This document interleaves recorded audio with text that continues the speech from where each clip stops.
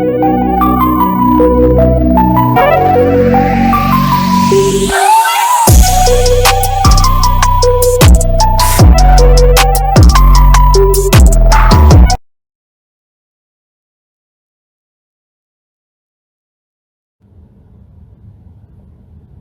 y'all, I'm not gonna be talking long. Karen and Marla in there playing the game, so if you hear some talking, it's them. I thought I cracked the door.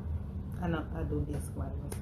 Okay, so I felt I had to come on here, just like that meme that I always be like, all these couples be lovey-dovey on Facebook, but when they break up, we want to know too. So I know everyone on my Facebook page knew that my car was stolen. So it's only right that I get on here and share pretty much what happened. So here's what happened. No, okay, so the vehicle was located today with minimal damage. I'm not gonna say where it was located, but it was located, and it's so crazy as everything is my life. But okay, so going back to Sunday, posted a video Sunday. If you all hadn't seen it, you can hear what happened about the car. I'm not gonna go back through that. Monday, hubby was still here, like I was good.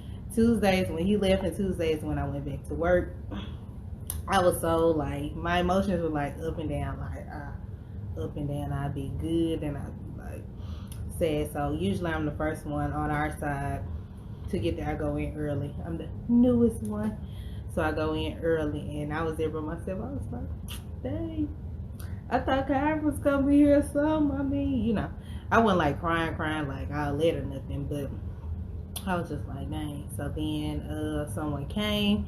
I was talking to them. I hadn't seen him in years. And I was like, yeah, I'm glad you came, because I was a little.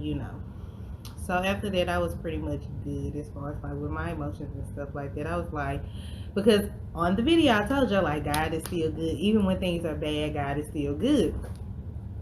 God is still good. So I had that in the back of my mind, but still, I'm human. My emotions, my feelings, like all that, it was. So Wednesday, I didn't have to go to work. Kyron was there. He was still asleep. So I was really in the bed. I had woke up probably around 8 or 9. And I stayed in the bed. I called Marlon around like 10. Was on the phone with him for like 2 or 3 hours. I ain't get out the bed till like 1. Just because I'm like, oh. In my mind, I was like, I got things to do, but I don't feel like doing them. But I know I need to do them. So, like I had that in my mind. And so, like, I got up, got me something to eat, did this, did that. And of course, like I said, like I just kept saying, oh Lord, oh God, like, oh Jesus. And then me and Marlon were also discussing just because I know we all go through things for other people, and no, I ain't finna. Hold on.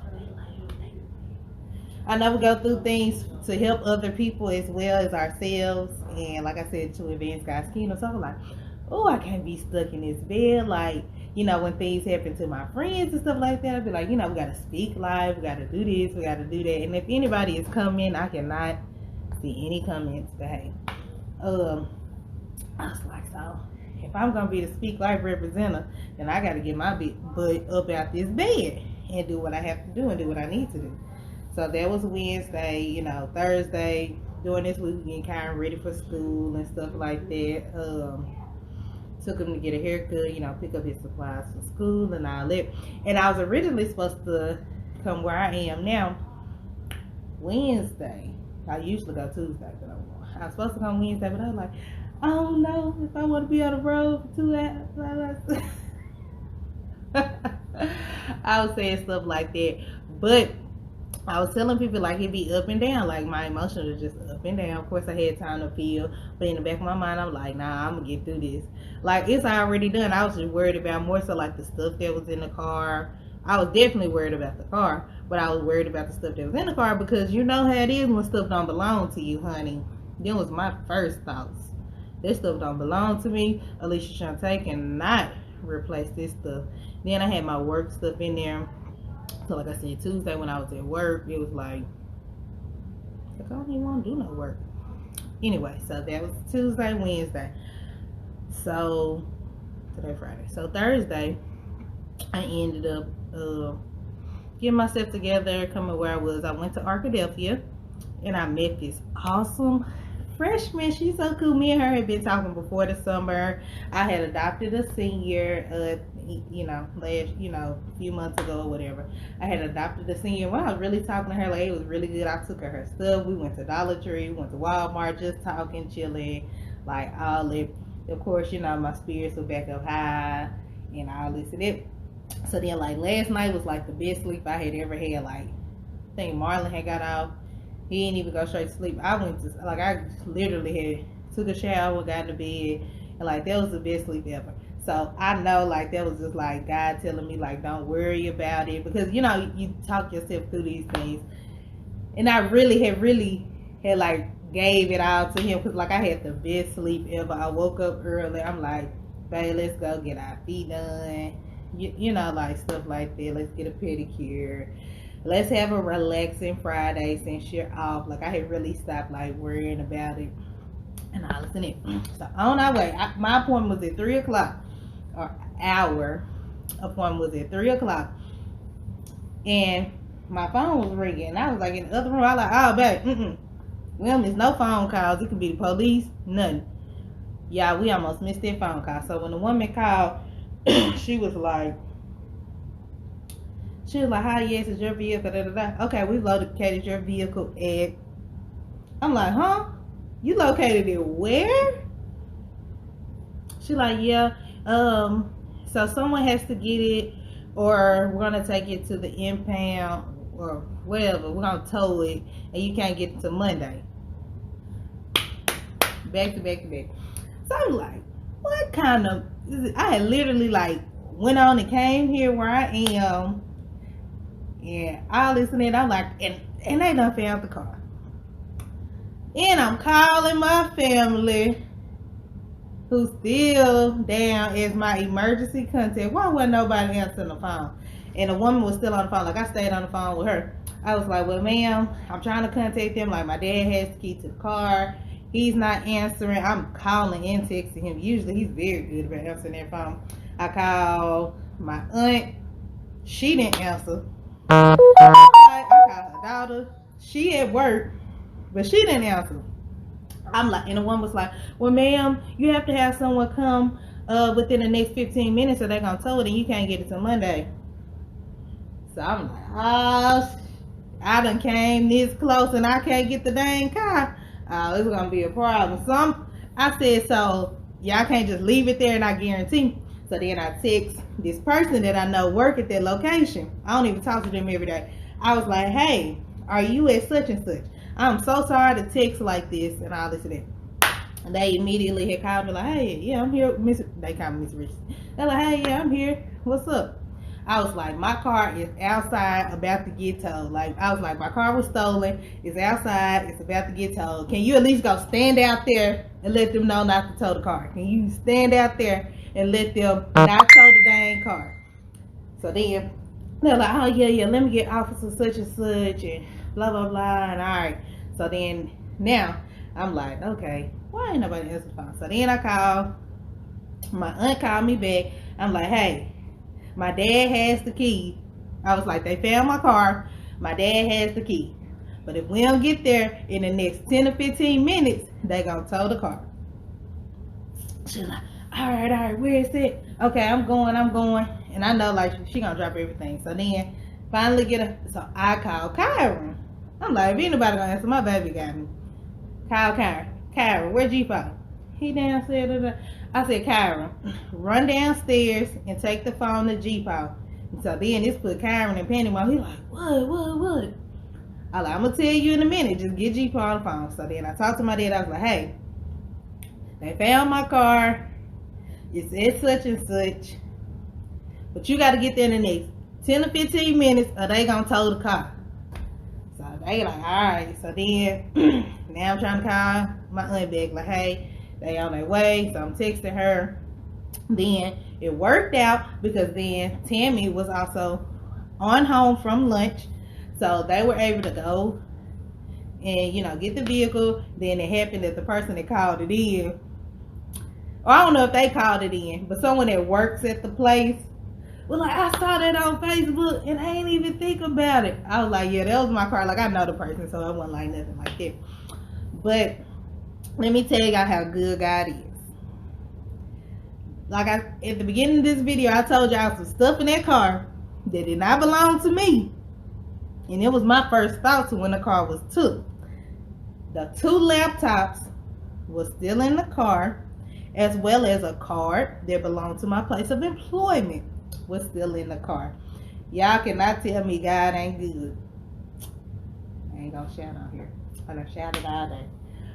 Y'all can't tell me God ain't good. And then the car didn't get towed because they got there in time. Like, I had Speak Life shirts in the back. I had some more stuff that belonged to my job. I had my makeup bags. So, like, you can tell, like, went through the car, like, they pulled all the stuff out the back seats, and they moved some stuff around. My makeup bags, I'm talking about makeup spread all over the floor, spread all over. Hey, Miss Kathy, girl, that song you did was beautiful. I just had to throw that in there. The makeup was spread all over the floor, paper stone all over the floor. And I also had 2 keys, my work keys and my spare keys, because I have, I got like all these houses, like my grandma's house and stuff like that. Those were still in there. That was another thing that I was worried about. Like, I'm still like I said, I'm excited. I'm still like full of the fact that God is so good and all that.